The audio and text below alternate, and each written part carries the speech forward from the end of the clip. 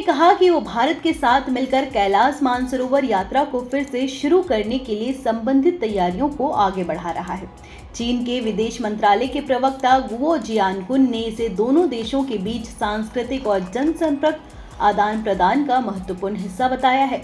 उन्होंने कहा है कि पवित्र पर्वत और झील तिब्बती बौद्ध धर्म और हिंदू धर्म सहित कई धर्मों के श्रद्धालुओं के लिए अत्यंत महत्वपूर्ण है। बीजिंग में एक नियमित प्रेस ब्रीफिंग के दौरान प्रवक्ता ने कहा कि चीन और भारत के बीच हुए समझौते के मुताबिक कैलाश मानसरोवर यात्रा इस गर्मी में फिर से शुरू होगी।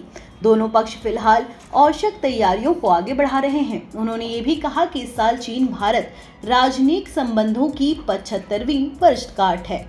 चीन भारत के साथ मिलकर नेताओं के बीच बनी महत्वपूर्ण साझा समझ को ईमानदारी से लागू करने और द्विपक्षीय संबंधों को अच्छा और स्थिर विकास के मार्ग पर आगे बढ़ाने के लिए तैयार है। आपको बता दें कि पिछले सप्ताह भारत के विदेश मंत्रालय ने भी घोषणा की थी कि लंबे समय से प्रतीक्षित कैलाश मानसरोवर यात्रा इस साल जून से अगस्त के बीच आयोजित की जाएगी। विदेश मंत्रालय द्वारा जारी एक बयान के मुताबिक इस साल 5 दल, प्रत्येक में 50 यात्री उत्तराखंड के लिपुलेख दर्रे और 10 दल, प्रत्येक में 50 यात्री सिक्किम के नाथुला दर्रे से यात्रा करेंगे। बताया गया कि कैलाश मानसरोवर यात्रा के लिए आवेदन स्वीकार करने के लिए वेबसाइट kmy.gov.in शुरू कर दी गई है। 2015 से ही ऑनलाइन आवेदन को लेकर यात्रियों के चयन तक की पूरी प्रक्रिया कंप्यूटरीकृत कर दी गई है।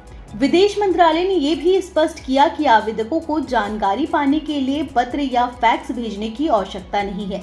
वेबसाइट पर उपलब्ध फीडबैक विकल्प के माध्यम से जानकारी प्राप्त की जा सकती है या सुझाव दर्ज किए जा सकते हैं। भारत और चीन इस साल की शुरुआत से ही यात्रा को फिर से शुरू करने की प्रक्रिया और नियम तय करने में जुटे हुए थे। बता दें कि कैलाश मानसरोवर यात्रा 2020 में कोविड-19 महामारी के फैलने के बाद और चीन द्वारा यात्रा व्यवस्थाओं का नवीनीकरण न करने के कारण स्थगित कर दी गई थी। इससे पहले भारतीय सरकार ने 1981 से लिपुलेख दर्रे और 2015 से नाथुला दर्रे के माध्यम से यात्रा का आयोजन किया था।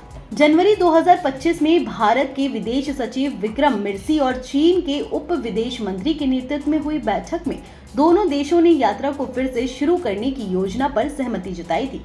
इस बैठक में भारत चीन द्विपक्षीय संबंधों की व्यापक समीक्षा की गई और कुछ जन केंद्रित कदम उठाने पर सहमति बनी थी, जैसे कि प्रधानमंत्री नरेंद्र मोदी और चीनी राष्ट्रपति शी जिनपिंग ने अक्टूबर 2024 में कजान में अपनी बैठक के दौरान तय किया था।